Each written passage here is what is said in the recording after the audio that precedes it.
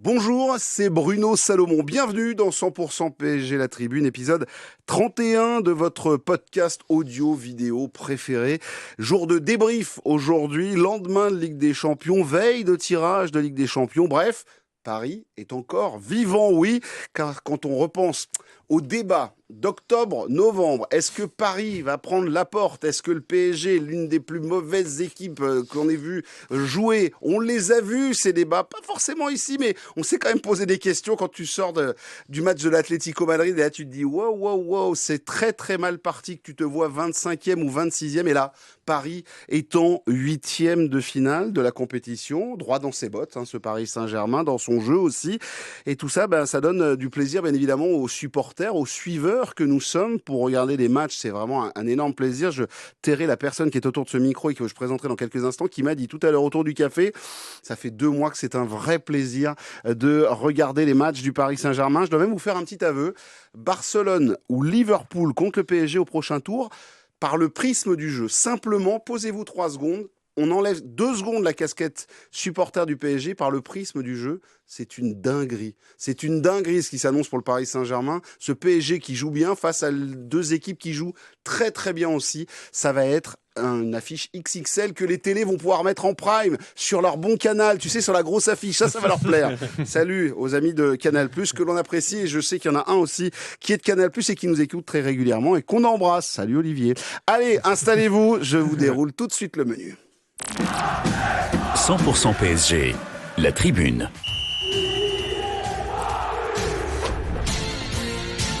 Au sommaire de cette tribune, le PSG qui roule en marche arrière, puis qui roule en marche avant, puis qui roule à nouveau en marche arrière, puis qui voit une nouvelle... je me suis planté dedans, mais en tout cas, il était en marche avant. J'étais vachement content de mon truc, mais finalement, à le faire, c'était pas simple. Victoire 7-0 pour le Paris Saint-Germain, score record pour un match à sens unique pour le PSG. Les Parisiens n'ont pas fait de détails, et comme me l'a soufflé un débatteur aujourd'hui, on part sur un « j'aime ».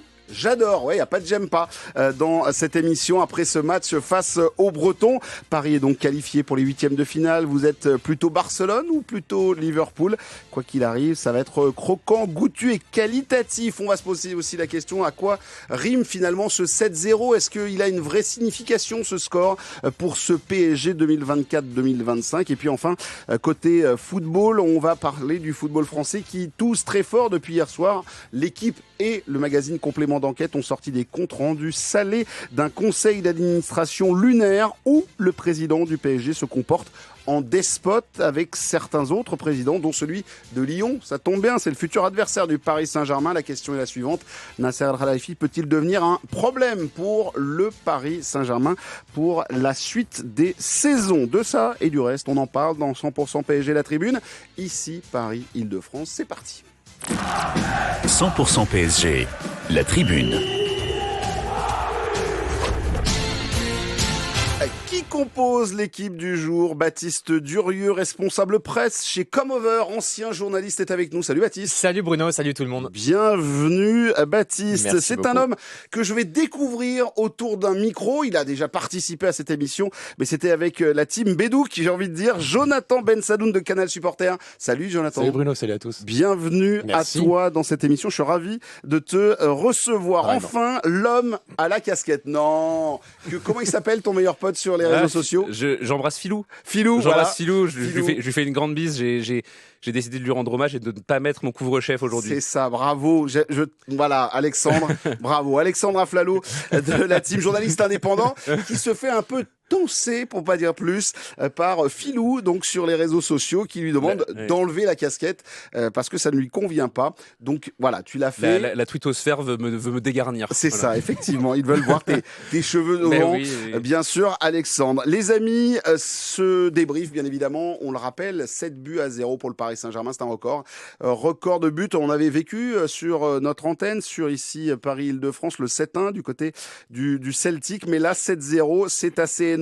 7 buteurs différents. Là aussi, c'est assez énorme. Barcola, Gvara, Vitinha, Ramos, Doué, Mendes et Mayoulou pour son premier but en Ligue des Champions. Bref, une sacrée soirée pour ce Paris Saint-Germain face à une équipe de Brest.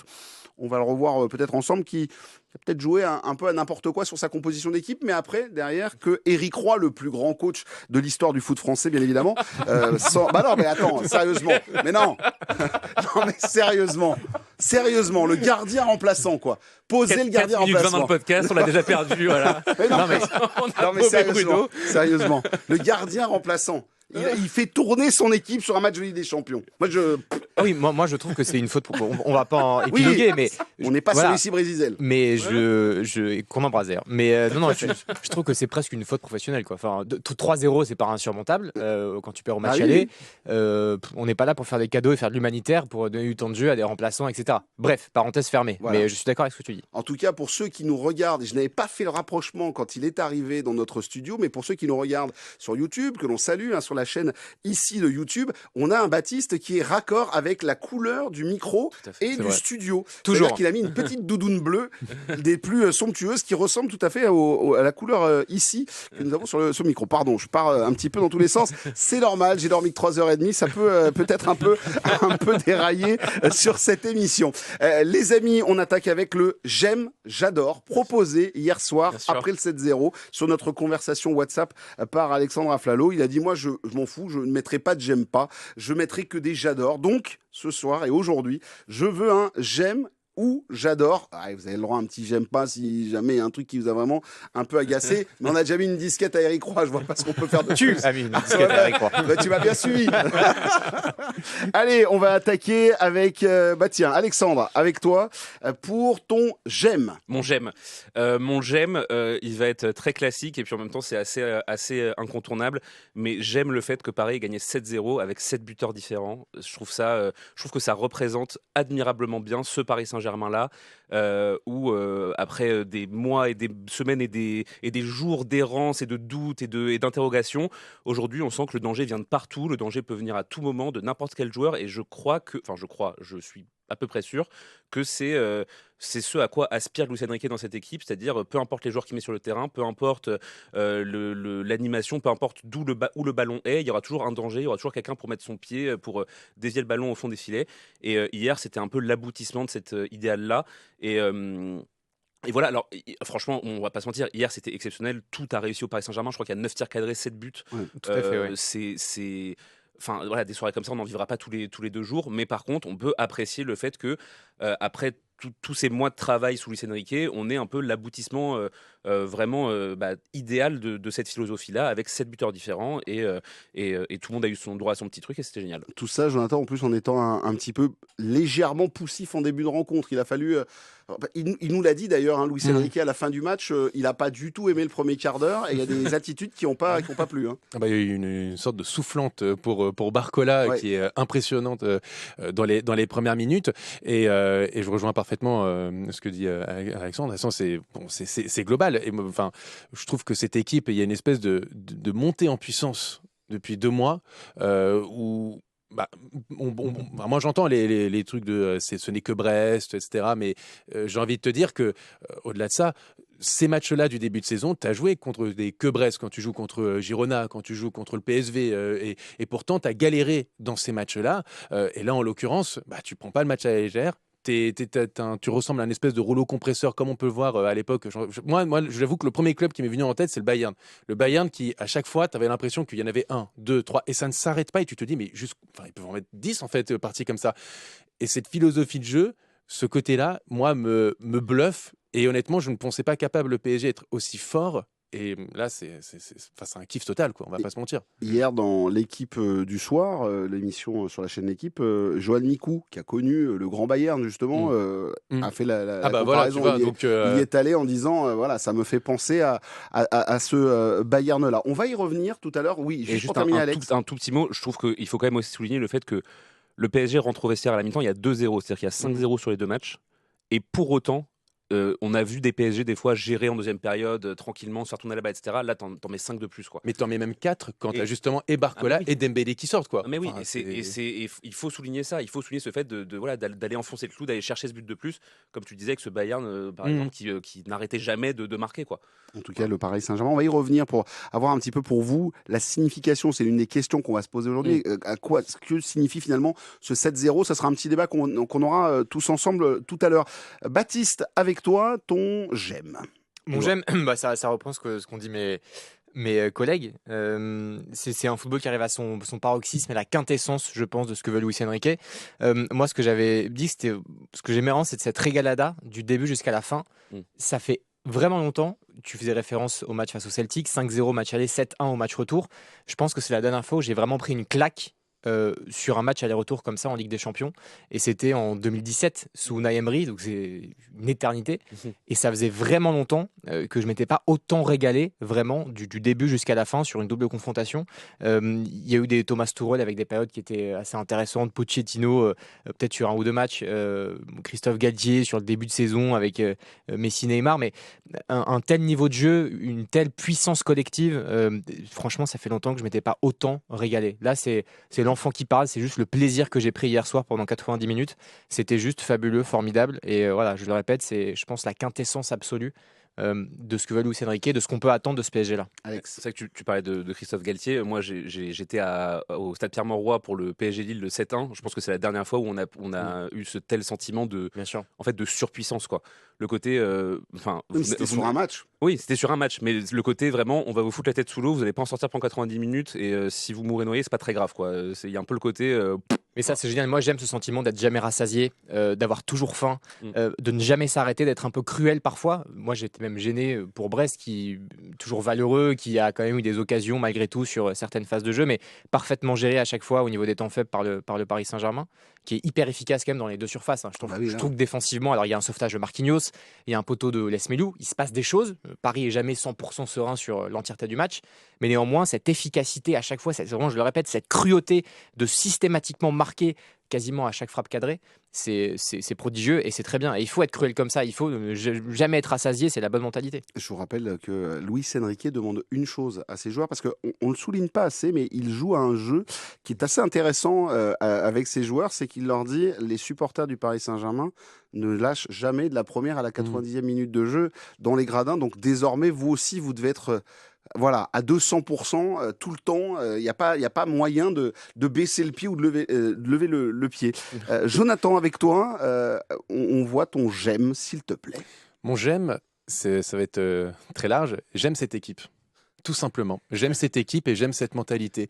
Parce que tu le soulignais tout à l'heure, Alex, et c'est vrai, il y avait 2-0 à la mi-temps, il y avait 3-0 à la sortie au moment où, après Dembélé, Barcola et Fabien Ruiz sortent. Donc tu te dis, ce sont les remplaçants. Ramos, qui peut être frustré de son temps de jeu, finalement, magnifique passe décisive, un geste à la Drogba qui te fait incroyable, et la passe décisive pour Doué. Derrière, on lui rend l'appareil et il marque son but. Désiré Doué, qui pourrait être frustré parce que quand même, depuis 2 mois, il casse sa baraque. Finalement, il est remplaçant, il fait une superbe entrée.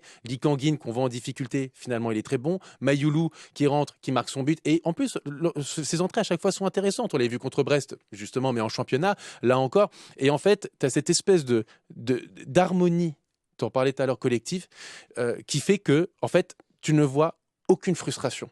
Tu vois des joueurs tous épanouis, tous qui soient titulaires sur le banc, à chaque fois, c'est à 200%. Et t'en parlais aussi, Bruno, sur le premier quart d'heure et la soufflante qu'a pris Luis Enrique à Barcola, que Barcola a pris de Luis Enrique. Il y a aussi ce côté-là où on se dit, t'as gagné 3-0, ce n'est que Brest. Non, Luis Enrique, au bout de 3 minutes, il va faire une grosse soufflante à Barcola, qui se tait, qui regarde comme un enfant, il dit, ok, bien sûr, t'as raison. Et derrière, il marque ce magnifique but. J'aime cette équipe parce qu'il y a aussi ce côté où tu n'as plus de statut. C'est pas et les gens, je pense que les gens mélangent entre le fait d'avoir des stars et les statuts. C'est pas pareil, parce que tu peux être une star, mais tu peux aussi rentrer dans le moule de statut. Là, il n'y a pas un joueur où tu te dis, lui, il faut surtout le mettre titulaire parce que sinon, ou il ne faut absolument pas le sortir. Non, tout le monde rentre, tout le monde sort, tout le monde est logé à la même enseigne. T'es bon, tu joues. T'es moins bon, tu sors. Tu rentres pas dans ce plan de jeu spécifique contre cette équipe. C'est pas grave. Tu ne commences pas le match, mais tu termines le match. Et c'est ça la différence avec Luis Enrique, c'est que il n'y a pas de titulaire ou remplaçant. Il y a ceux qui démarrent un match et ceux qui terminent un match. Parce qu'un match, c'est 90 minutes. Parce que les 45 premières minutes ne ressemblent pas aux 45 dernières. Et quand tu vois ça, je trouve que en fait, il comprend tout au football. Et c'est beau à voir, quoi. C'est le football, quoi. C'est tout. Et en tout cas, c'est beau aussi d'avoir la passion de Jonathan qui nous parle de l'amour qu'il a pour cette équipe. Mais c'est vrai, elle est ça a belle. transpiré derrière le non, micro. mais- En tout cas, ce qui est vrai, c'est que cette équipe nous donne énormément de plaisir au vu des résultats depuis 2 mois. Et voilà, on peut même dire depuis le Salzbourg, finalement, où on a vu se dessiner Complètement, tout ouais. ça. Ça part de Salzbourg, en fait. Pour moi, ça part pas de Manchester. Il y a un truc qui s'est passé du côté de clairement. Salzbourg. Et là, tu as senti basculer l'équipe du bon côté. Alexandre, ton j'adore. Bon, j'adore. Alors, est-ce que je peux tricher un petit peu? Et Parce tu vas que- voir qu'il va me dire je vais mettre un j'aime pas et comme ça Non, tu vas non, me mettre dedans. Non, pas du Vas-y. tout. En fait, c'est juste que j'ai pensé à Parlons un un autre. peu des J'ai joueurs, j'ai si pensé vous à un voulez. autre j'adore. Ouais. Et du coup, je voudrais mettre un j'adore symbolique et après, je te donnerai mon vrai Allez, j'adore. vas-y. Ok Ah, je sais ce que tu vas dire. Bien sûr, j'ai adoré l'entrée de Presnel Kimpembe. Ah. Eh oui, Ouais. Voilà. exceptionnel. Franchement, j'ai été heureux pour lui. J'étais heureux de le voir jouer 20 grosses minutes en Ligue des Champions. Il le fait rentrer à 5-0, un peu comme quand Eric Roy a mis son gardien remplaçant, si tu veux. C'est-à-dire qu'il y a un côté. Est-ce que c'est pas un peu le dernier coup de marteau dans le dernier clou du cercueil? Mais je suis content de le voir jouer, de l'avoir vu acclamé par le Parc des Princes et qu'il ait pu vivre ce moment-là après autant de galères. Enfin voilà, ça m'a fait vraiment plaisir pour lui. Donc voilà, ce petit. Une émotion folle, Baptiste, Ah oui. de le revoir. Je vous le dis sur l'antenne d'ici Paris-Île-de-France. Moi, j'avais Pia qui était dans le studio en train de pleurer. Comme ça, au moins, on a coupé, voilà, on a arrêté de parler, on a laissé l'entrée, l'ovation qui a été exceptionnelle. Tout le monde qui se lève dans le stade pour un garçon qui revient 2 ans après sur la pelouse du Parc des Bien Princes. sûr. Et j'espère que ça va durer. J'espère que ce sera pas sa seule entrée cette saison. Mais c'est vrai que pour les auditeurs qui nous écoutent, qui sont pas forcément au courant de tout, Kimpembe, c'est un enfant du club, évidemment. Il est quasiment né au Parc des Princes. C'est un joueur qui a été immense, qui a été titulaire en équipe de France, qui a été titulaire indiscutable aussi au PSG, qui a fait des matchs références. On pense tous au PSG Barça, évidemment, notamment. Donc c'est toujours effectivement une certaine émotion. C'est un garçon qui est en plus attachant, qui est tellement investi dans le club, qui est toujours le grand frère de tous les titis qui font partie de l'effectif pro aujourd'hui. Donc évidemment que c'est beaucoup d'émotions, mais voilà, d'un point de vue pragmatique aujourd'hui, j'ai pas envie de me laisser submerger par ça et j'espère vraiment que c'était pas anecdotique hier, quoi. Qu'il va pouvoir rejouer, qu'il va pas pouvoir, qu'il va pas rechuter encore une fois. Et je dis pas qu'il sera titulaire avec Marquinhos face à Liverpool ou face au Barça, mais voilà, j'espère que c'était pas anecdotique hier et que c'était pas juste une cerise sur le gâteau un peu symbolique. Jonathan, pour terminer ce tour de table autour de Presnel Kimpembe. Hier, tu étais, j'imagine, au Parc des Princes aussi. L'émotion au moment de son entrée était quand même assez incroyable. Le parc s'est mis debout, l'a acclamé. C'était quelque chose d'assez incroyable. Et je trouve que, alors, contre Le Mans, pardonnez-moi de dire ça, mais je trouvais qu'il ressemblait en rien à un joueur de football. Hier, j'ai vu un joueur de foot. Ouais. Il a fait des bonnes interventions, il est monté, il a fait des bonnes passes, il a participé.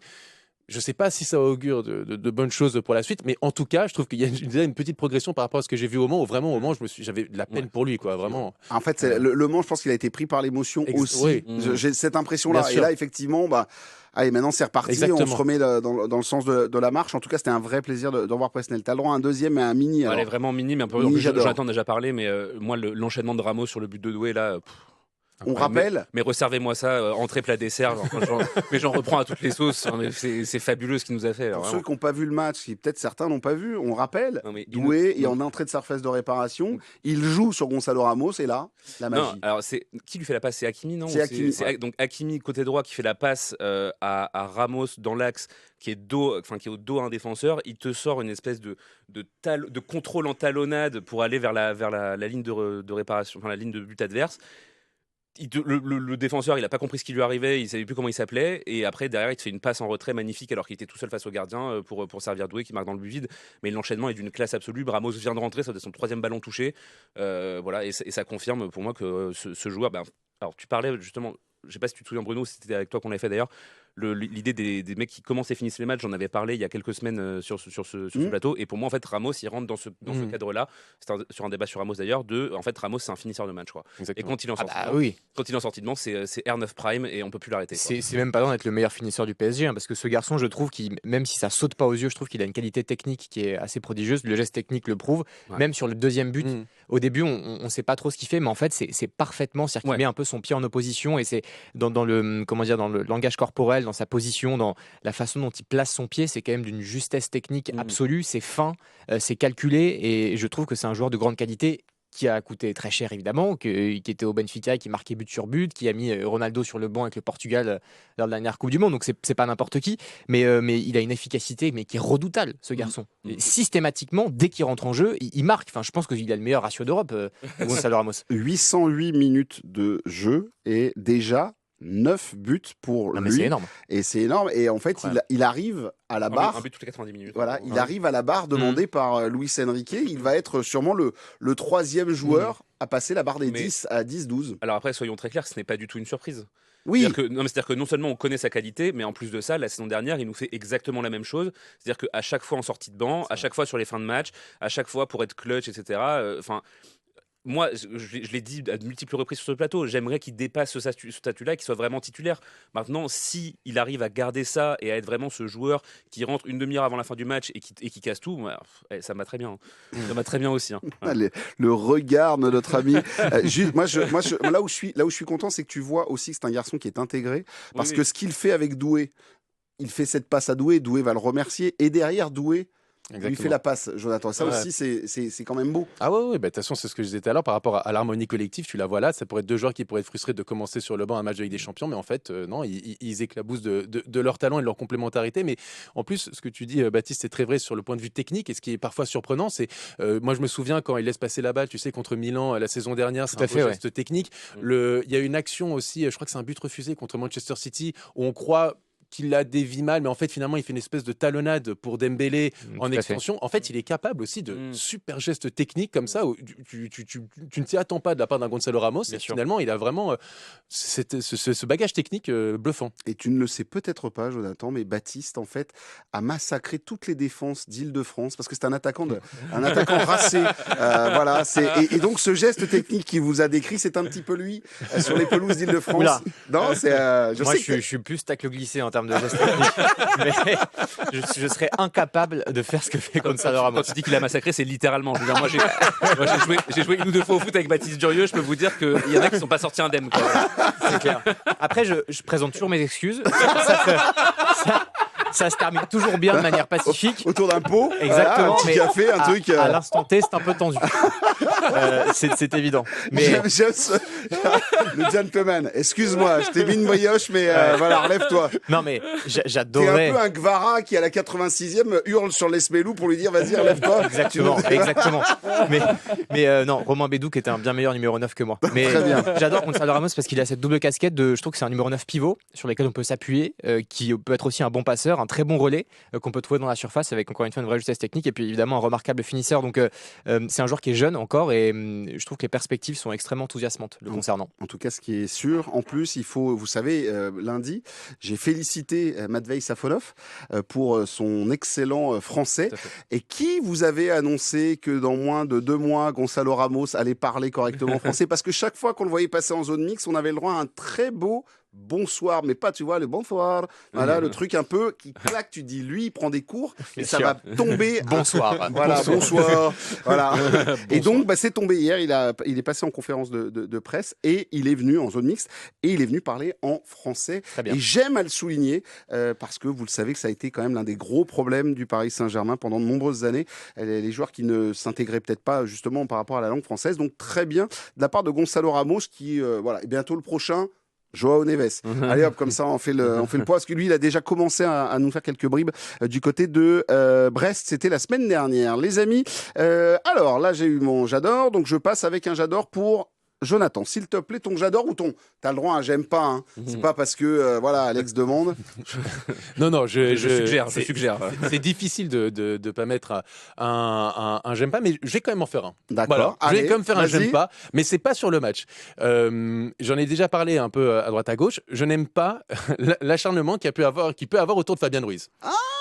Voilà, je sais que ça divise autour de la table. Ici, on peut en parler. Voilà, je n'aime pas l'acharnement qu'il y a autour de Fabien Ruiz. Et encore hier, Fabian Ruiz, je trouve, fait 60 minutes sans être un crack mondial, sans être le meilleur joueur du monde, mais en étant un bon milieu de terrain qui apporte, qui participe beaucoup, qui est très disponible, qui court beaucoup. Ça peut d'autant plus le voir quand on le voit jouer au stade. Il faut vraiment le voir jouer au stade. C'est un milieu qui participe beaucoup. Et hier, encore une fois, il fait 2 passes décisives, dont une magnifique pour Barcola sur le premier but. Fabian Ruiz, c'est pas une surprise s'il est considéré comme vraiment un cadre par Luis Enrique. Il a même été en conférence de presse d'avant-match. Et hier, ça me prouve encore que il a sa place dans ce Paris Saint-Germain. Je le répète, c'est pas le meilleur milieu de terrain du monde. Je le mets pas dans un chapeau européen. Mais honnêtement, je trouve que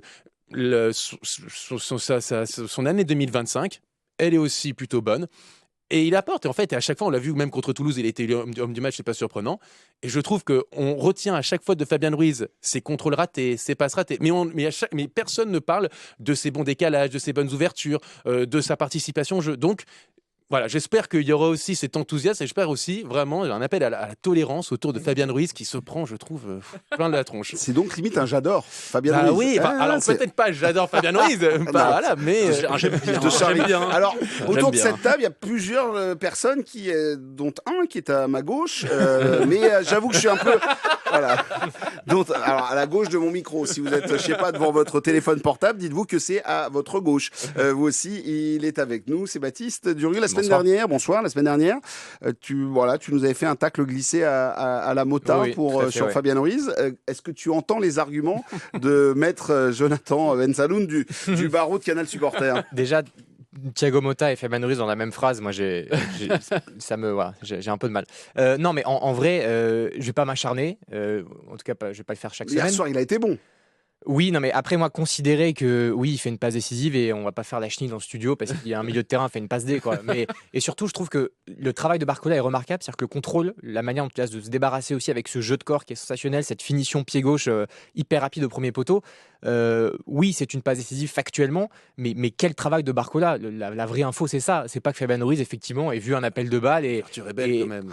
Non, mais d'accord, mais ça va. Non, mais ça va. On sent de mauvaise foi, monsieur Durieux, même contre Toulouse. Non, mais Bruno, le travail de Barcola est remarquable. Non, mais parlons plus globalement de Fabian Ruiz sur... Voilà, il y a du bashing. On sent que Luis Enrique veut le réhabiliter. Pour être très clair, ça fait une semaine que chaque fois, on a le droit à un petit mot pour Fabian Ruiz parce qu'en fait, il fait le sale boulot. Pour être sur le terrain, c'est celui qui fait le sale boulot. Bien sûr. Mais toi hier, il ne t'a pas non, mais si vous voulez, j'entends... réconcilié avec le football? Non, certainement pas.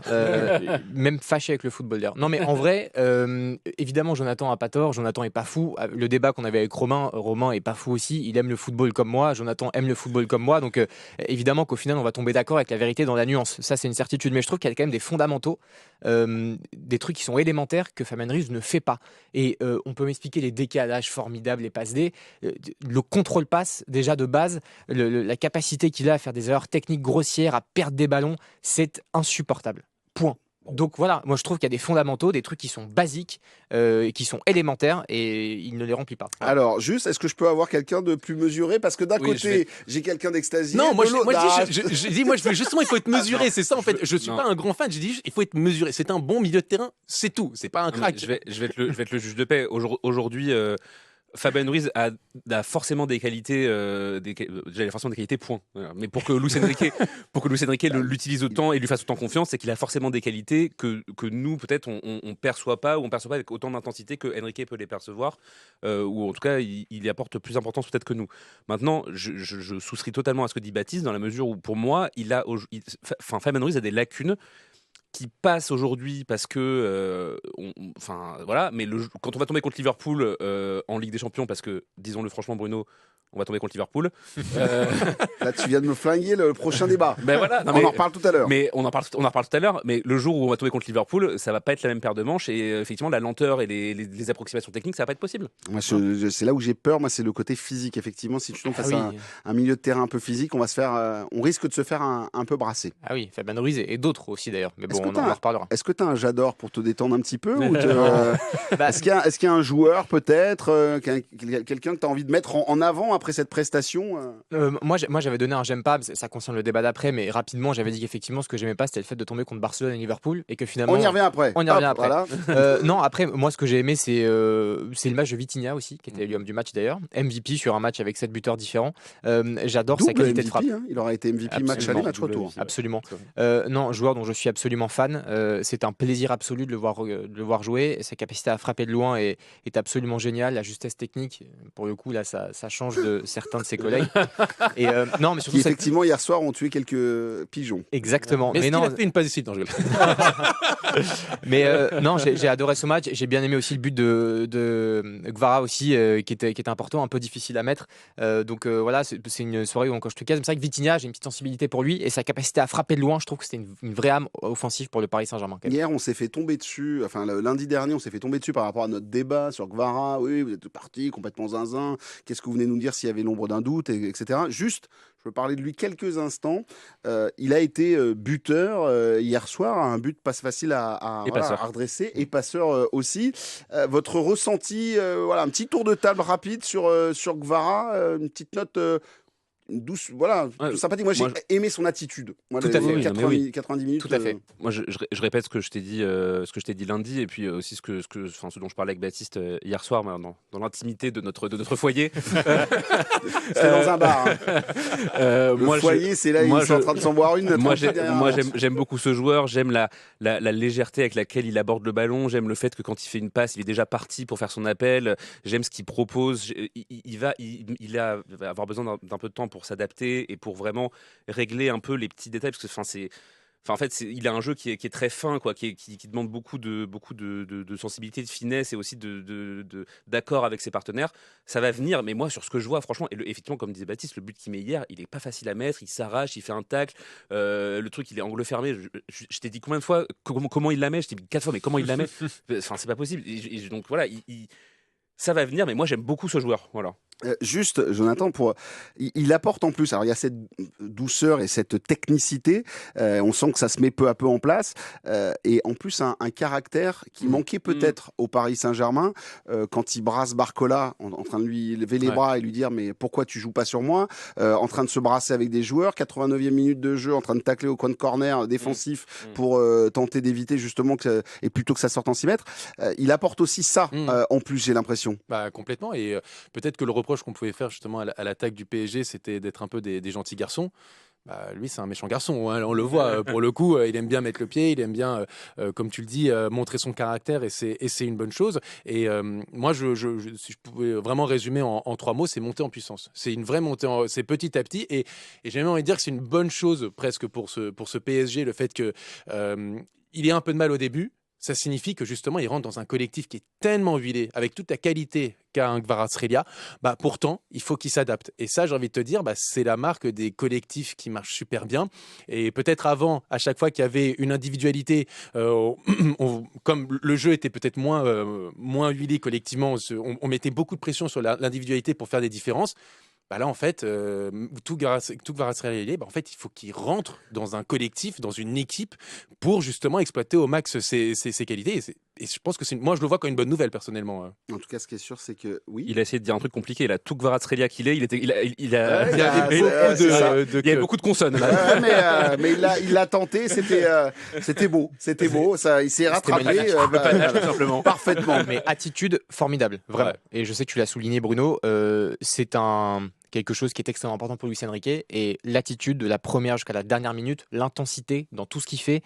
Évidemment que c'est pas le joueur du Napoli qu'on a connu et qui était fabuleux, qui est un autre joueur. J'espère qu'il reviendra comme ça, mais là c'est vraiment bien. Je trouve que c'est vraiment dans le moule. Je trouve qu'il coche toutes les cases d'un joueur du PSG, Luis Enrique, aujourd'hui. En tout cas, on verra bien évidemment la progression de Kvaratskhelia et avec le Paris Saint-Germain qui s'est donc imposé 7-0. Ça fait 10-0 au total quand même. Ça faisait, franchement, 10 buts, c'est quand même improbable sur une confrontation européenne. 3-0, 7-0, clean sheet en plus sur les deux matchs. Et voilà, il y a pourtant notre gardien a eu dû s'employer un petit peu, nous a fait des petites bêtises du côté de Brest, ça a tapé les poteaux 4 fois pour les Bretons. Le Paris Saint-Germain qui marque avec 7 joueurs différents. Là aussi, c'était une grande première. Bref, on a coché plein de cases importantes. Mais finalement, vous avez un petit peu défloré tout cela lors de votre premier tour de table sur les gemmes, mais que représente ce 7-0 pour vous? Est-ce qu'il a une vraie signification ou est-ce qu'on va nous dire, c'est comme pour certains, tu affrontes Manchester City, c'est un petit City, sauf que il y en a qui ont le droit. Ouais, non, mais... Là, je pense qu'à ce stade de la compétition, ce n'est que les barrages, mais c'est un match de Ligue des Champions. À un moment donné, quand tu gagnes 10-0 en match aller-retour, c'est significatif, point. Peu importe l'adversaire. Brest, ça reste une équipe d'un niveau relatif, mais c'est quand même pas une équipe de nationale. Donc, il faut factuellement dire que c'est une grosse victoire, c'est un gros succès avec la manière, l'excellente gestion. L'attitude, la manière dont les matchs ont été abordés aussi. Moi, je trouve que ça représente beaucoup de choses. Et comme je vous l'ai dit, là, on arrive à la quintessence vraiment de ce que veut faire Luis Enrique. Donc, jamais minimiser une rencontre de Ligue des Champions, quelle qu'elle soit, vraiment. Enfin, en tout cas pour moi. Est-ce que finalement, ce PSG n'arrive pas à un certain niveau un peu tôt? Est-ce qu'on peut se dire, est-ce que c'est le bon moment? Après, tu es à 3 semaines du prochain tour, donc mais je sais pas. C'est la question que je me pose quand on voit l'aisance de ce Paris Saint-Germain. En fait, non, parce que les matchs sont déjà trop décisifs pour se poser ce genre de questions. Et en fait, le fait de réussir à faire tomber un peu parce que, rappelons-le quand même, hier, c'est la plus grosse victoire européenne de l'histoire du Paris Saint-Germain. Donc déjà, rien que ça, c'est pas mal. Tu mets 7 buts dans un jeu de Ligue des Champions, ça t'est arrivé 2 fois dans ta vie. 2 fois, c'est 2 fois avant. Donc c'est vraiment pas rien. Est-ce que tu arrives à un niveau trop tôt? Non, je crois pas. Et au contraire, parce qu'il fallait les gagner ces matchs à un moment donné, même si tu les gagnais. Parce que là, on est sur une série de Salzbourg 3-0, Manchester City 4-2, Stuttgart 4-1, 3-0 à Brest, 7-0 là. Les 5 les matchs contre City et Stuttgart, il fallait les gagner à tout prix pour se qualifier. Les 2 matchs contre Brest, il fallait les gagner à tout prix pour pas être ridicule et passer au tour suivant. Et ce que je voulais dire aussi, c'est qu'en fait, le fait de gagner de manière aussi large et aussi ample, en fait, ça signifie aussi un petit peu la fin des doutes, quoi. C'est-à-dire que on en parlait un petit peu avant le match. Tu peux pas te permettre, enfin. Je pense que pour ta tranquillité d'esprit, tu peux pas te permettre d'avoir des victoires un peu trop étroites, 2-0, 1-0, et de vivre toujours avec cette espèce d'épée de Damoclès qui menace de tomber si tu prends un but, tu replonges dans tes travers, dans tes doutes, et tu te mets dans ta tête, etc. Allez, 7-0, on n'en parle plus. Et surtout, tu joues plus libéré en fait quand t'as autant d'avance. Et je crois que pour l'aspect mental notamment, c'est bien d'avoir ce côté. Écoutez les gars, on va pas réfléchir, on va jouer notre foot, on va marquer plein de buts et de toute façon comme ça on se pose pas de questions, on gagne et on gagne très très largement et je pense que mentalement ça fait du bien quoi. Et donc est-ce que c'est trop tôt? Non, au contraire, je pense que ça va inspirer aussi le fait de on a fait ça avant, il faut qu'on reproduise ça parce que c'est ça notre modèle, c'est ça qu'on veut faire, c'est ça notre idéal à atteindre et donc voilà et surtout ils vont arriver aussi, dernière chose, après je laisse la parole à mes camarades, tout Liverpool et tout Barcelone que sont les équipes que nous allons affronter au tour suivant, ils vont voir que le tour d'avant le PSG a mis 10-0 sur 2 matchs à son adversaire, ils vont pas l'aborder de la même manière, tu vois. Donc voilà, c'est psychologiquement et mentalement, c'est important de faire ce genre de victoire. Je reviens sur tous les matchs que je vous ai cités, ça nous fait quand même un PSG qui a une moyenne de plus de 4 buts par match sur ces 5 dernières rencontres de Ligue des Champions. Donc effectivement, tu regardes pas, tu te dis pas juste ils ont affronté Brest, tu regardes ce qu'il y a derrière. Jonathan, est-ce que pour toi, est-ce que vraiment ce 7-0 il a une signification? Est-ce que c'est un message qui est passé à l'Europe, dire on vous rappelle que on est une équipe qui est en train de se mettre en place. On rappelle qu'il y a plein de coachs, alors Adi Hütter, Eric Roy, mais aussi des entraîneurs étrangers qui viennent cette petite musique, meilleure équipe en termes de jeu. Est-ce que finalement ce 7-0 là, il vient aussi rappeler cela encore à la face de l'Europe? Mais moi, je pense que ce n'était que le Celtic contre le Bayern. Et pourtant, le Bayern a eu tous les maux du monde pour les éliminer. Ce n'était que le Feyenoord face à l'AC Milan. Feyenoord qui s'en était pris 6 par Lille juste avant. Ce n'était que le PSV face à la Juve qui a sorti la Juve. Et pourtant, le PSV a perdu contre Brest.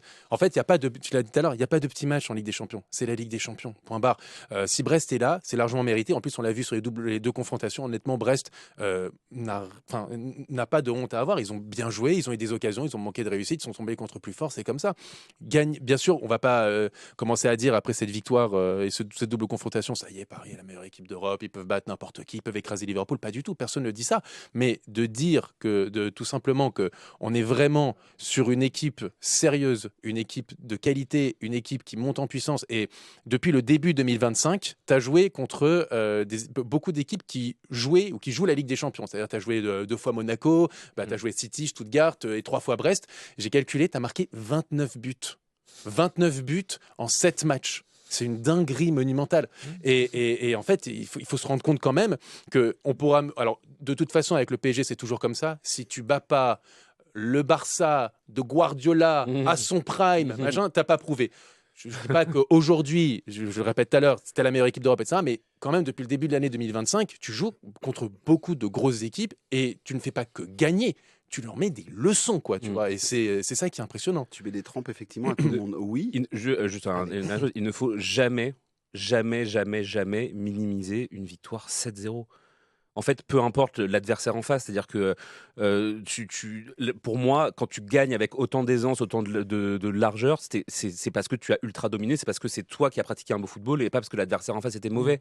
Moi, j'ai des souvenirs notamment la dernière équipe qui s'en est pris 10 sur 2 matchs en Ligue des Champions, ça devait être Arsenal contre le Bayern il y a quelques années où ils s'étaient pris 5-1, 5-1. Ouais, tout à fait. Et je crois qu'à l'époque, tout le monde a souligné, alors bon, c'était Arsenal et pas Brest, mais bon, tout le monde a souligné surtout l'ultra dominance du Bayern Munich et pas le naufrage d'Arsenal, alors qu'en fait, c'est juste 2 équipes qui se sont retrouvées face à plus fortes qu'elles et qui ont sombré, quoi. Bien sûr. C'est des choses qui arrivent et franchement, en fait, moi, cette petite musique, je l'entends, mais on en discutait un petit peu aussi avec des camarades depuis hier, cette petite musique de oui, c'était que Brest. Non, mais 10-0 quoi.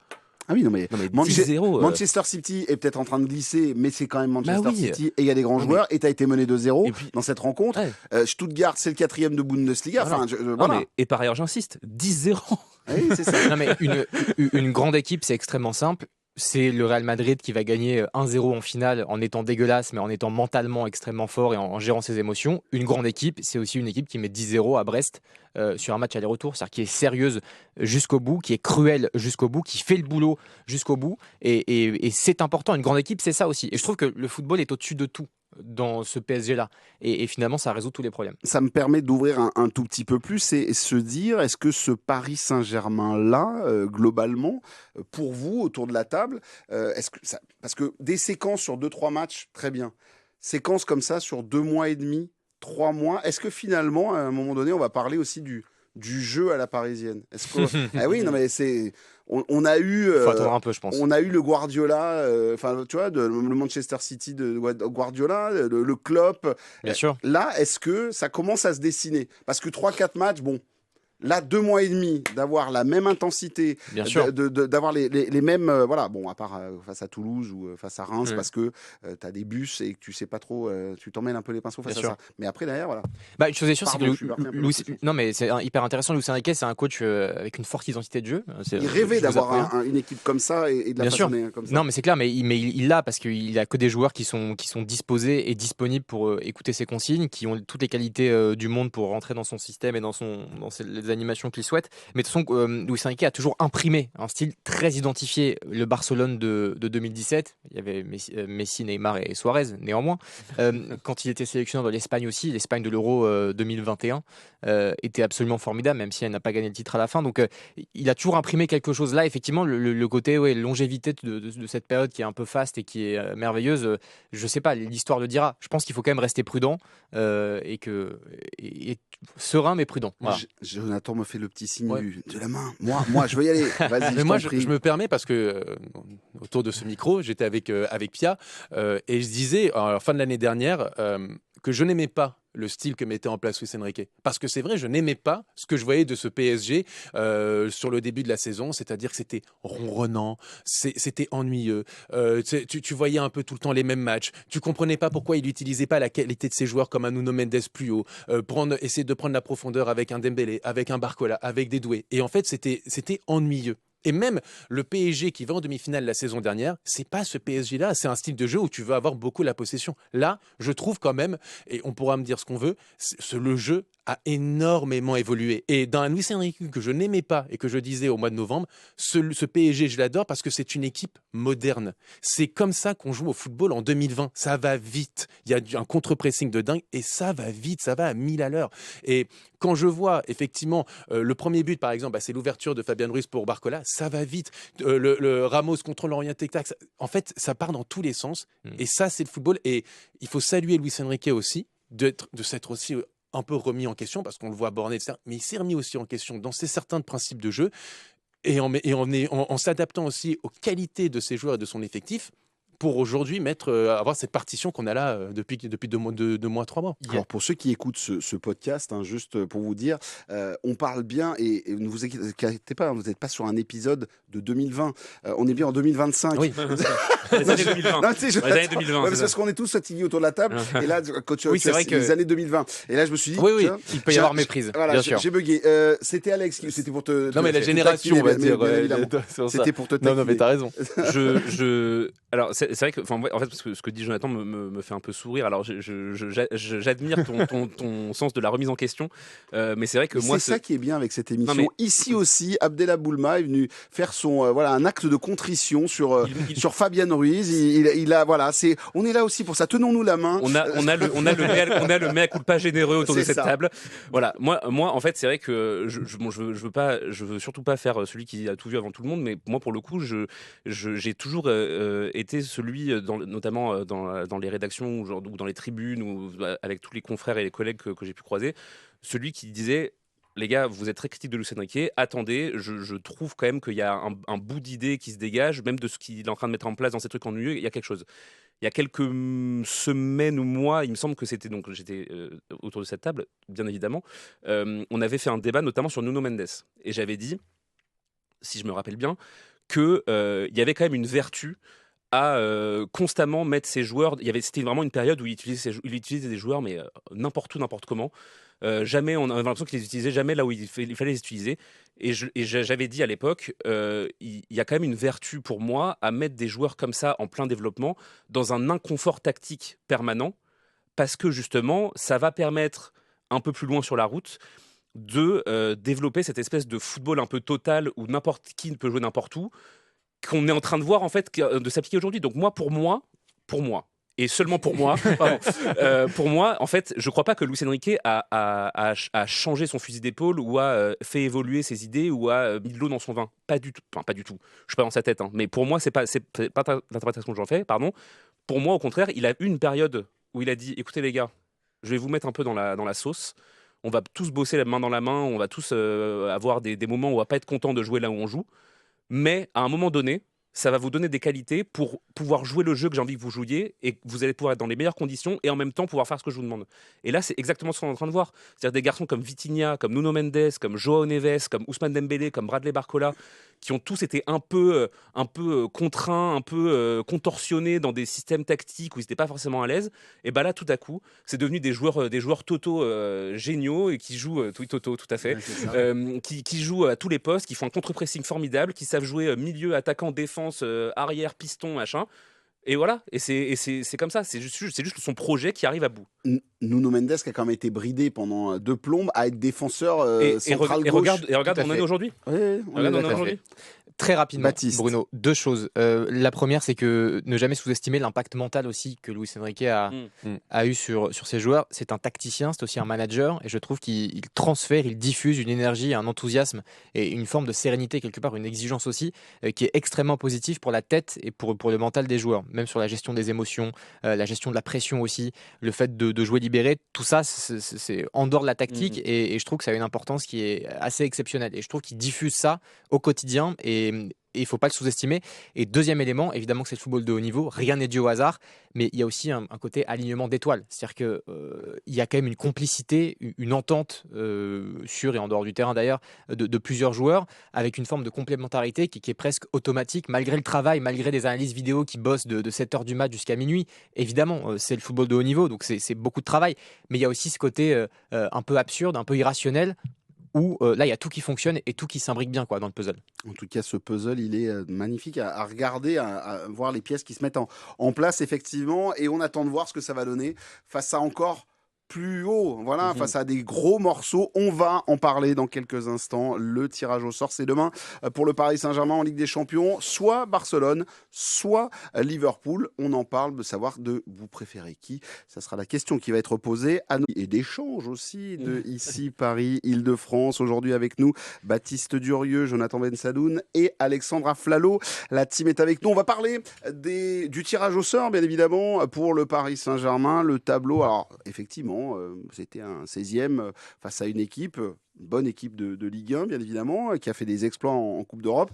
Mais là, maintenant, le niveau va s'élever très, très haut, puisque, j'ai rien compris. Franchement, cette formule est très sympa, mais alors, comment tu peux te retrouver à prendre le premier, voire le deuxième, enfin c'est très, très étrange leur système, en 8e de finale. Donc, le Paris Saint-Germain va prendre soit Liverpool, soit le FC Barcelone en 8e de finale de Ligue des Champions, avec le match retour qui se jouera là-bas, ou en Espagne, ou du côté d'Anfield Road. Messieurs, autour de la table, je suis en train de regarder en même temps, parce que j'ai fait un petit sondage sur les réseaux sociaux, sur X, pour savoir un peu ce que voulaient les internautes. Pour vous, vous préférez quoi? Aller à Barcelone, ou voir un match face à Barcelone, ou face à Liverpool? La question a été posée, j'ai plus de 1000 votes à vous proposer. C'est 56% pour Liverpool. Ça, c'est pour les internautes. Maintenant, autour de cette table, vous préférez quoi? Pour messieurs, on va attaquer avec toi, Baptiste. Tu préfères quel plat? Quel stade? Quel stade? Montjuic ou Anfield Road? Bon, je pense qu'il n'y a pas trop de débat et Anfield c'est merveilleux, j'y suis allé il n'y a pas très longtemps pour le match de Lille, fabuleux. Liverpool je préfère pour le côté, bon ça c'est un peu l'amoureux du foot, le côté inédit. Anfield, il y avait un match face à Liverpool mais c'était avec un but d'Mbappé d'ailleurs et de Kimpembe c'était Old Trafford pardon. Mais on avait affronté Liverpool on y est allé, on les a joués. en 2009. Ouais exactement. Donc voilà, Barcelone je trouve que ça devient un peu systématique. Je pense qu'on s'est vengé à de multiples reprises. Que ça suffit, mais puis Liverpool, voilà, c'est vraiment la grosse équipe cette année, même si Barcelone a montré des choses face à Madrid notamment assez impressionnantes. Voilà, le côté affiche inédite, la beauté du foot, Anfield, moi Liverpool est ma préférence. Je me retourne vers tes autres camarades et après derrière on parlera effectivement du jeu. Alex, toi de ton côté, tu es team Anfield ou team Barcelone? Non mais alors, moi je vais être très clair. Les Barcelonais là, je ne peux plus me les encadrer. C'est bon là, le message est passé. Je ne peux plus me les voir en peinture. Ça y est, on les a joués 45 fois depuis 10 ans. Est-ce qu'on peut passer à autre chose? Merci. Non mais voilà, non mais oui, évidemment, j'ai envie. Moi en fait, j'allais même encore plus loin. Je préfère tomber les armes à la main contre Liverpool que d'aller jouer encore un match contre Barcelone.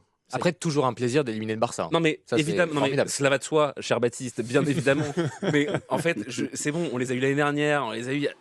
Foutez-nous un autre club par pitié, mais autre chose quoi. Les Espagnols en général, ça y est en fait. Oui, mais Barcelone. Mais quand tu nous dis tomber les armes à la main avec face à cette équipe, parce que pour moi, il y a clairement un adversaire qui est plus fort que l'autre, un adversaire qui est plus prenable que l'autre, et c'est Barcelone. Barcelone, objectivement, a ses qualités, a ses génies, mais est plus prenable et un peu moins abouti en tant qu'équipe que Liverpool. Si tu tombes contre Liverpool, tu tombes contre une des meilleures équipes d'Europe depuis 10 ans. Donc, c'est pas rien. Hein. Voilà, t'as quand même une probabilité qui est pas déconnante de te faire sortir. Voilà. Donc, moi, à titre personnel, je préfère que cette équipe-là, qui marche sur l'eau, aille se tester un peu contre Liverpool et qu'on aille voir un peu que vaut le football de Luis Enrique face à Liverpool, plutôt qu'on ait encore un match contre Barcelone avec encore les mêmes gens qu'on va lire dans la presse, avec encore les mêmes histoires dont on va raconter dans les gens. Ça y est, servez-nous autre chose. La Coupe d'Europe, c'est plein de possibilités. Il y avait 36 équipes au début. On va pas encore tomber contre le Barça, quoi. Voilà. Ça, c'est dit. Le message est passé. Ouais. Je suis persuadé que, bien évidemment, les gens de l'UEFA nous écoutent et vont se débrouiller pour qu'on... Si on peut bidouiller un peu les tirages. Ça va pas. Jonathan, je ne suis pas comme ça en plus, le football. Mais vraiment, quelle vision du football vous nous donnez, monsieur Aflalo. Vraiment, c'est terrible. Je me désolidarise. Alors, il y a deux choses. La première, c'est que déjà, Liverpool est quand même pas dans une forme incroyable là, depuis 2-3 semaines. Ils sont fait sortir de Cup, ils ont fait match nul contre Everton. Wolverhampton. Là, j'ai vu ce week-end le match contre le Wolverhampton, c'était quand même extrêmement poussif. C'est la Ils crise. gagnent 2-1. Ah, c'est la crise, t'as vu. Et ils ont fait 2-2 hier contre Aston Villa, ils s'étaient menés 2-1. Donc, bon, peut-être que Liverpool, en ce moment, ils sont pas dans leur meilleure période, sachant que le match allait dans 2 semaines déjà, donc ça va assez vite. Moi, j'avoue que je suis pour le Barça. Moi, tu j'aime veux le Barça, mais toi. j'aime ce classique, moi. Mais c'est ça le football. C'est ça le football.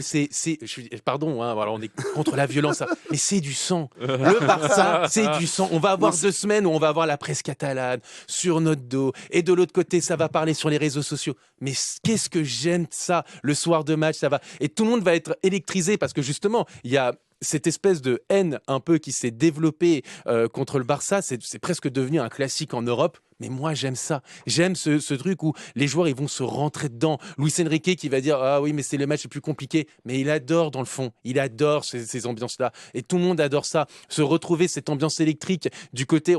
T'étais là aussi la saison dernière du côté de Montjuic. Et ça s'insultait de partout. Il y avait une tension dans ce match autour du stade qui est exceptionnelle. Et ça, je veux retrouver. Ça, moi, j'avoue que c'est ça. C'est une vision de la société qui est particulière.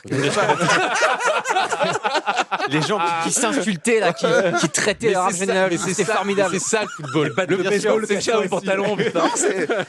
Mais le football, on n'y va pas avec le costume, le nœud pape, tout bien lissé. Non, le football, c'est ça, tu vois, c'est ces ambiances-là. Je comprends ce que tu dis, c'est clair. Et oui, il y a une part de moi, oui, Barcelone, c'est encore une fois toujours un plaisir de les éliminer si ça arrive. Parce qu'effectivement, depuis 2017, bref, détail. le mot, le détail de l'histoire, c'est du footballistique. On n'a pas besoin d'en parler. Il s'est rien passé du tout. D'ailleurs, je me suis aperçu que la date arrivait bientôt. Mais effectivement, c'est vrai que c'est un classique du football français. Sur la forme du moment, j'ai quand même cette impression, et je rebondis sur ce que tu viens de dire, Jonathan. J'ai quand même cette impression que c'est plutôt Barcelone qu'il faut prendre. Ouais, mais la forme du moment, enfin, pour moi, c'est un truc qui n'existe pas trop. C'est-à-dire que juste pour avertir, je me permets, 4 et 5 mars, le premier match au Parc des Princes, 11 et 12 mars, le match retour. Pardon. Merci, j'avais pas les dates en tête, donc merci de les rappeler. Pour moi, la forme du moment, c'est quelque chose qui n'existe pas parce que, effectivement, là, comme le rappelait très justement Jonathan, Liverpool est peut-être pas dans la forme de sa vie en ce moment, mais déjà, la vérité d'aujourd'hui et celle de dans 2 semaines, dans 2 semaines. Ouais, 2 semaines. On sait jamais ce que ça va être. Et puis par ailleurs, c'est pour ça que moi, je trace un distinguo très clair entre les deux équipes, c'est qu'il y a une équipe qui est tellement plus aboutie dans son projet, tellement plus aboutie dans sa construction, que en fait, sur un match de Ligue des Champions comme ça, coup près, ou 2 matchs de Ligue des Champions coup près, en fait, c'est l'expérience qui va parler et c'est le football qui va parler, c'est pas la forme du moment.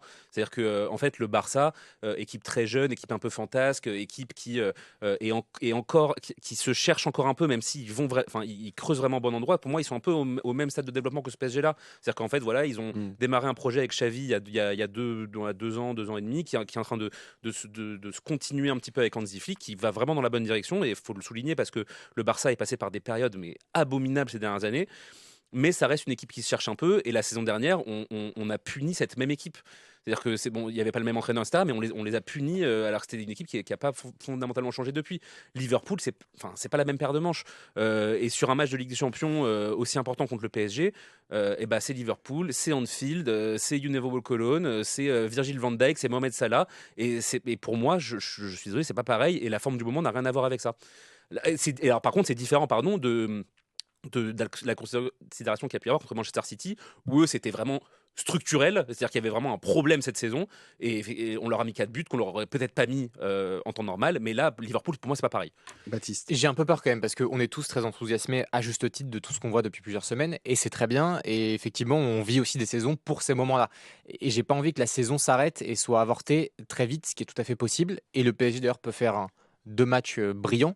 Il suffit d'un penalty de Mohamed Salah, 1-0 à Anfield, et puis derrière la muraille de Chine avec Ibrahima Konaté, Van Dijk, toute la défense formidable de Liverpool, le milieu de terrain, et finalement il y a 0-0 et on sort comme ça dans une forme de frustration alors que le PSG est dans une forme de montée en puissance exceptionnelle. Pareil, jamais à l'abri d'un coup de génie de Lamine Yamal ou d'une tête de Lewandowski dans un moment charnière avec une pression qui est à son paroxysme.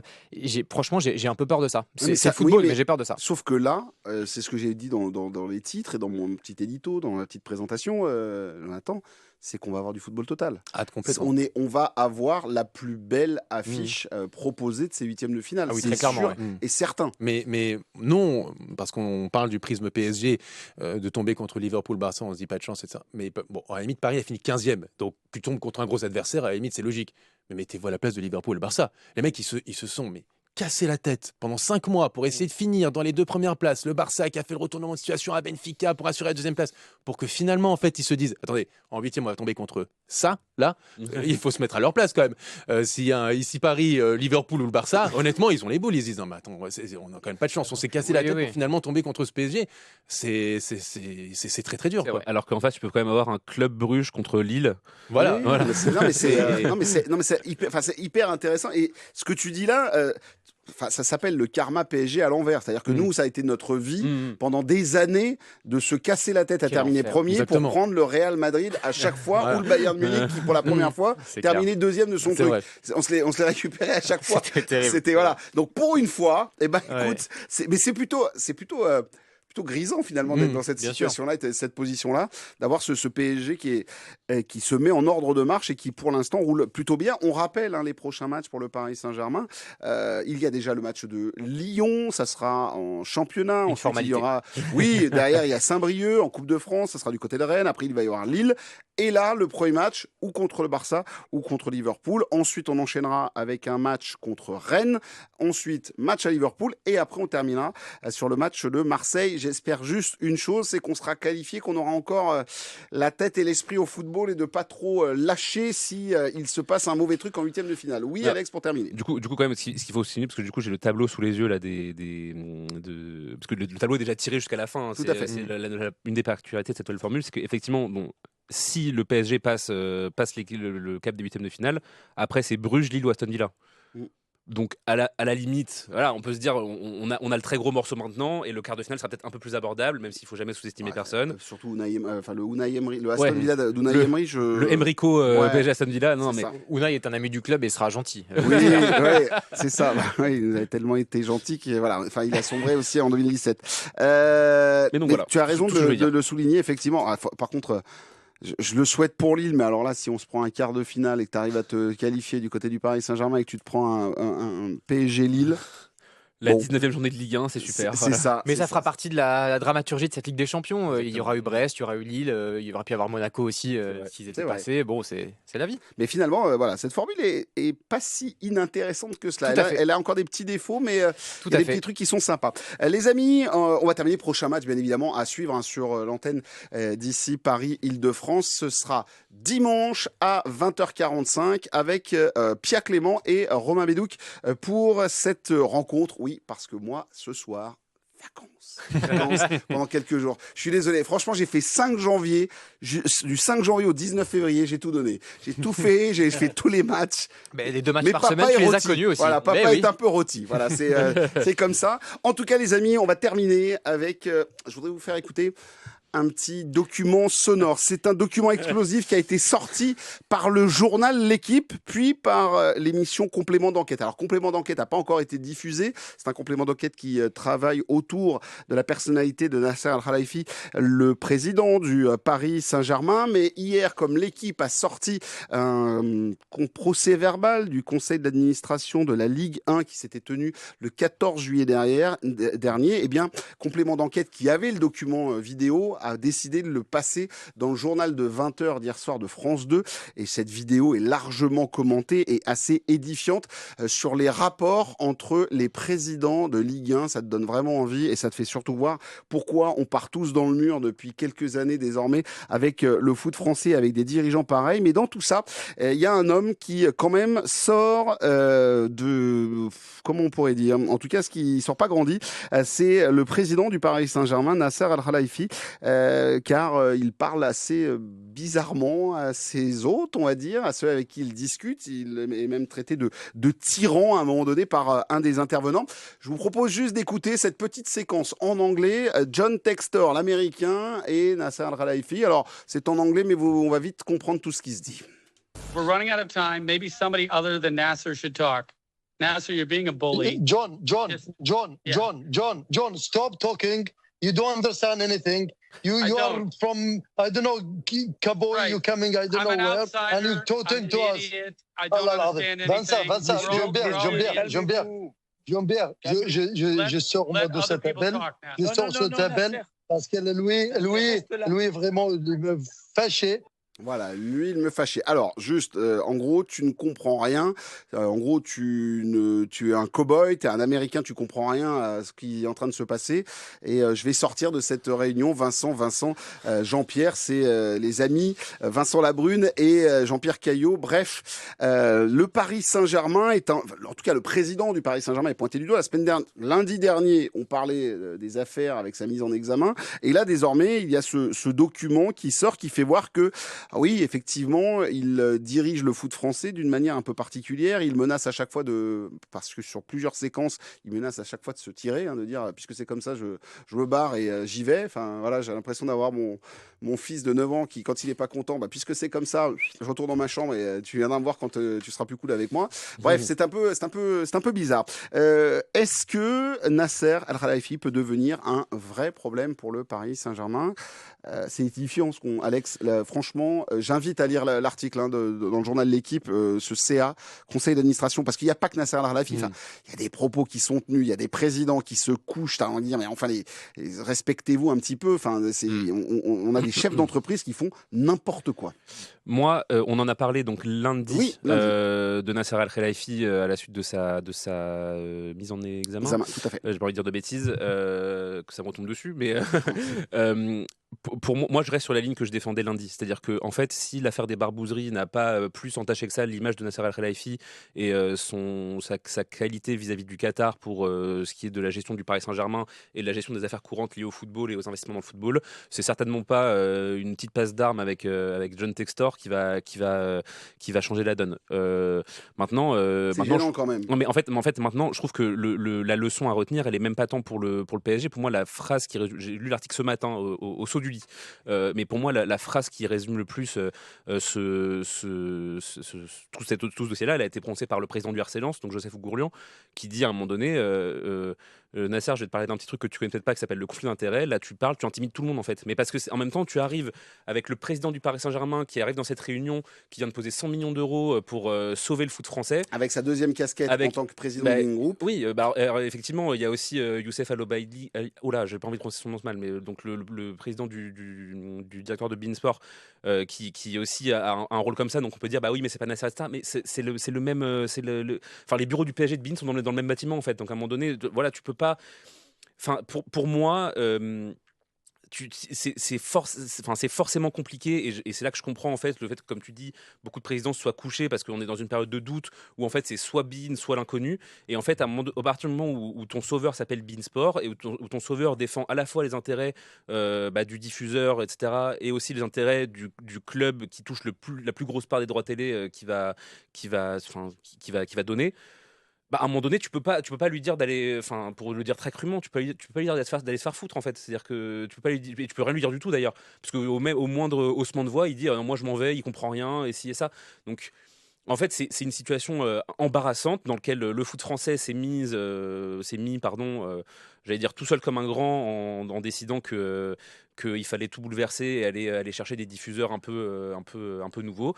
Et voilà, et on récolte les fruits de cette politique-là. Baptiste. C'est de dossiers tellement difficiles, tellement délicats. Je pense qu'il faut prendre beaucoup de pincettes et beaucoup de hauteur là-dessus. Bon, une chose est sûre, c'est que John Textor, c'est aussi une personnalité atypique, pour ne pas dire autre chose. Donc moi, cet échange-là, il est complètement hors sol et franchement, plus c'est complètement.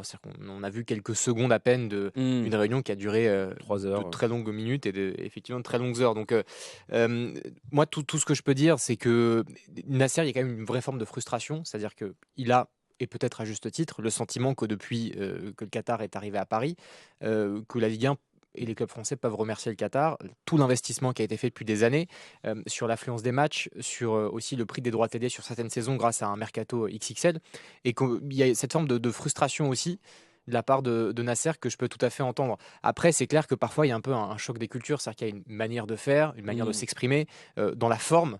d'ailleurs au-delà du fond, qui peut effectivement froisser pas mal de présidents. Mais que dire en réalité? Il y a tellement de Mais dossiers dans le dossier. est-ce que toutes ces casses, c'est pas des casses, enfin, Est-ce que ça peut impacter le PSG Ouais, directement? Moi, à je un trouve que le moment donné- PSG est quand même aujourd'hui une institution qui est forte, qui peut même dépasser son président, qui a une culture, qui a une histoire, qui aujourd'hui d'ailleurs a une politique sportive qui a complètement changé. Je ne sais pas si au quotidien, Luis Enrique se plaint de Nasser. Je ne sais pas si les joueurs se plaignent d'un président qui n'est pas là d'ailleurs au quotidien, qui qui habite est à moins Londres. intervenant et Qui est moins intervenant. Après, ça dépend peut-être pour dans le l'image sportif, hein, attention. Bien sûr. je dis dans le sportif. pour l'image du PSG, effectivement, en France, évidemment, je serais fou de dire que c'est que du positif, mais moi, je vois pas d'impact concret, direct, immédiat de cette histoire sur le club du Paris Saint-Germain, enfin, en tout cas d'un point de vue personnel. Jonathan, toi, moi, de ton côté, et moi, je suis un peu de l'avis de vous deux, c'est-à-dire que d'un côté, effectivement, je trouve que, en fait, je pense pas qu'il y ait vraiment des conséquences sur le Paris Saint-Germain parce qu'on le voit qu'il a effectivement pris du recul sur l'aspect sportif. On l'a vu que les dernières fois où il est intervenu, c'est pour aller chercher des Colomani, ce genre de joueurs, et avec le succès qu'on connaît, donc je pense que c'est bien de prendre un peu de recul là-dessus. Donc je suis pas sûr, et effectivement, je trouve que le club est assez bien structuré aujourd'hui pour essayer de se parer presque de tous ces ennuis extra-sportifs. Mais moi, j'ai envie de dire presque d'un point de vue plus global sur le football français, ce qui est terrible, parce que je trouve que ça fait très longtemps que je trouve qu'on n'a pas eu un football français aussi fort, d'un point de vue des clubs, d'un point de vue de la qualité des joueurs, de la qualité des entraîneurs qu'on a au sein de la Ligue 1. Ça fait très longtemps qu'on n'a pas eu ça. Un Marseille qui est très fort, un Monaco aussi qui est bien structuré, un Lille qui monte en puissance. Et je trouve ça dommage qu'il y ait tout ça. Et il y a aussi effectivement cet aspect de conflit d'intérêts où en fait chacun veut défendre sa petite poire et personne se met un peu autour pour essayer d'arranger le problème majeur autour du football français. Et effectivement, Nasser, il arrive au milieu de cette réunion, en tout cas en se présentant comme le sauveur du football français, parce qu'effectivement, ils ont donné des centaines de millions d'euros depuis 12 ans, 13 ans qui sont là, et presque aujourd'hui, maintenant qu'il a fait ça, il doit décider tout. Donc, et il y en a qui restent, il y en a qui comprennent, d'autres moins. Donc c'est toujours très compliqué, quoi. il y a une petite musique quand même qui est en train d'arriver aussi, c'est que il a pas mal de personnes qui souhaitent le faire tomber, et c'est justement pour ça que je posais cette question. Est-ce qu'il va pas devenir un problème pour le Paris Saint-Germain parce qu'on va avoir tout le monde sur le dos? Pour moi, encore une fois, tant que Nasser Al-Khelaifi ne sera pas un problème pour l'émir du Qatar, il n'y a aucune raison qu'il s'en aille. Ça, c'est un truc, mais qui est clair, qui est établi, qui est affirmé. Il a été placé là. Je pense que si le moindre coup de vent devait le faire vaciller, des coups de vent, il y en a eu, quoi. Des coups de vent, il y en a eu. Il y a eu des échecs sportifs. Il y a eu des polémiques extra-sportives. Et honnêtement, si sa tête avait dû tomber, elle aurait pu tomber il y a déjà bien longtemps. Tu voulais rajouter quelque chose? Ouais, maintenant voilà, je pense qu'effectivement, comme le disait très justement Jonathan, comme le disait très justement Baptiste, en fait, il y a un truc qu'il faut très justement rappeler, c'est que le Qatar a investi dans le foot français de manière démesurée depuis son arrivée à Paris, non seulement dans le Paris Saint-Germain, mais aussi dans les droits télé de la Ligue 1, parce que pendant longtemps, beIN Sport a été diffuseur et beIN Sport est encore diffuseur. Là, cette fois-ci, il y a encore cette posture de sauveur, parce que honnêtement, sans les 100 millions d'euros de beIN, déjà qu'il reste plus grand chose des droits télé avec CVC, avec toutes les taxes et tout qu'il faut payer, il y a plus grand chose. Donc sans les 100 millions les 100 millions d'euros de beIN, il y aurait vraiment, le gâteau serait très très maigre cette saison. Donc en fait, pour moi, le mal, il n'est pas tant dans. Je vais me faire un peu l'avocat du diable, mais le mal, il n'est pas tant dans le PSG, dans Nasser Al-Khelaifi, que dans ce foot français qui s'est rendu complètement dépendant de cette situation, qui est clairement un conflit d'intérêts. Mais ça, c'est une évidence de le dire. C'est-à-dire que tu peux pas avoir le président du plus grand club français qui prend le plus de droits télé, qui est aussi le président de la chaîne qui met 100 millions d'euros par an pour les droits télé. Tu peux le faire parce que de toute évidence c'est le cas, mais tu te retrouves dans une situation qui est inconfortable pour tout le monde, et où effectivement Nasser Al-Khelaifi, qui a déjà beaucoup de pouvoir dans le football français, qui a déjà beaucoup de pouvoir dans le football européen, qui a beaucoup d'influence et beaucoup qui est pas n'importe qui, et il se retrouve dans une situation où vous n'êtes pas content, vous me parlez comme ça, on prend les 100 millions et on se casse. Et en fait là c'est la survie du club qui est en jeu. Donc Moi, voilà, je termine très rapidement. Je jette pas la pierre forcément au Qatar, à Nasser, parce que eux, c'est leur business et ils gèrent leur business comme ils l'entendent. Par contre, le foot français, c'est dans une position impossible et maintenant, voilà, ils payent les pots cassés de cette politique-là. En tout cas, je vous invite à lire le 14 juillet 2024, le jour où le foot français a scellé son avenir et s'est enfoncé dans la crise. C'est un article de nos confrères du Parisien et de l'équipe, pardon. Je pense saluer nos copains du Parisien. C'est l'équipe qui ont fait cela. C'est Marc Le Plongeon avec Simon Boll qui ont signé tous les deux cet article. Et puis donc il y a ce complément d'enquête qui se prépare autour de Nasser. Et je vous l'ai dit, c'était lundi dernier, je vous l'ai dit dans ce podcast, ça fait déjà quelques mois qu'ils travaillent dessus. Ils étaient au Qatar, du côté de Doha, les équipes de complément d'enquête. Pendant le trophée des champions, ils ont tenté de voir le président qui a fui leur micro et leur caméra. Les amis, il est temps de siffler la fin de cette émission.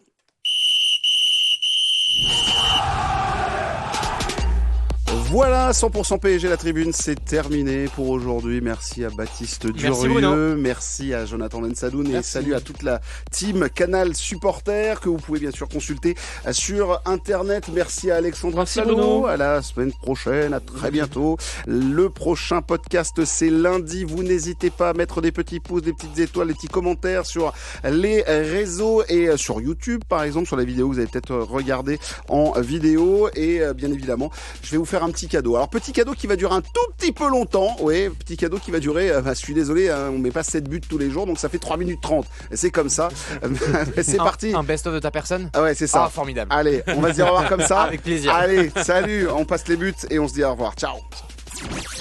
Allez, attention, le ballon de Fabien Ruiz, il est bon pour Bradley Barcola, le contrôle superbe. Bradley Barcola, petit crochet, frappe du gauche, goal pour Bradley Barcola. Bing, voilà la réponse au coach, elle est belle. Ce petit crochet dans la surface, il élimine son adversaire. Pied gauche, il voit que c'est ouvert, que Grégoire Couder a laissé un trou. Et ben il y est allé, Bradley Barcola, 1-0. Oh, Dembélé, João Neves, le centre devant le but. C'est pour moi. Goal pour Guicha Kvaratskhelia. Goal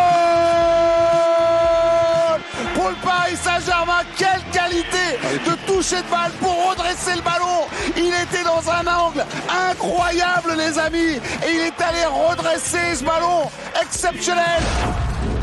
Bien debout, attention. Vitinha, ça c'est bien joué par contre. Goal. La frappe à 20 mètres. Vitinha. Magnifique. Quel joueur ce Vitinha. Cette passe de Fabien Ruiz. 2 passes D ce soir pour Fabien Ruiz. Petite passe en retrait pour Vitinha. Il est à 20 mètres de la cage. Il regarde juste. Tu sais, il regarde s'il y a un petit soupirail et il la place magnifiquement. Petit filet droit. João Neves servi côté droit, 30 mètres du poteau de corner. João Neves qui va servir maintenant pour Gonçalo Ramos. Il va se retrouver en face à face avec Couder. Il donne en retrait. C'est pour Désiré Doué. Goal! Quel but de la part de Désiré Doué. Et quelle passe décisive de la part de Gonçalo Ramos. Ça, c'est un vrai cadeau. Ça, c'est un attaquant intelligent. Ça c'est bien joué. En profondeur pour Hakimi qui en a sur de réparation. Hakimi, deuxième poteau. Pour Nuno Mendes, deuxième poteau arrivé et lancé. Ça va être un massacre, je vous l'annonce tout de suite. Ça va pas se terminer comme ça. C'est le 5e pour le Paris Saint-Germain. La passe clé, l'avant-dernière passe de Kangin Lee qui déclenche pour Achraf Hakimi. Hakimi qui arrive lancé dans la surface de réparation, qui centre très fort devant le but et au deuxième poteau qui arrive, la cage est grande ouverte. Nuno Mendes. Et allez hop là, 5-0. Doué qui est parti, Doué qui part à toutes enjambées, Doué passement de jambe, Doué qui va écarter côté gauche pour Kvaratskhelia. Pour Doué qui redonne derrière pour Ramos. Regarde. Il lui a fait la part juste avant. À toi, à moi, bravo messieurs. Désiré Doué pour Gonçalo Ramos. Alors, c'est une merveille de Gonçalo Ramos parce qu'il est à 8 mètres de la cage grand max. Il ouvre son pied, mais il met pas une mine. Il ouvre juste et il va le mettre petit filet droit pour le 6-0. Gonçalo Ramos, 6-0 pour le Paris Saint-Germain. de Real City. Attention pour Désiré Doué, pardon. Kvara qui va être servi, qui redonne pour Mayoulou. Son premier but en Ligue des Champions. Goal! Frappe pied gauche qui tape le poteau et ça rentre. Premier but de Seny Mayoulou en Ligue des Champions.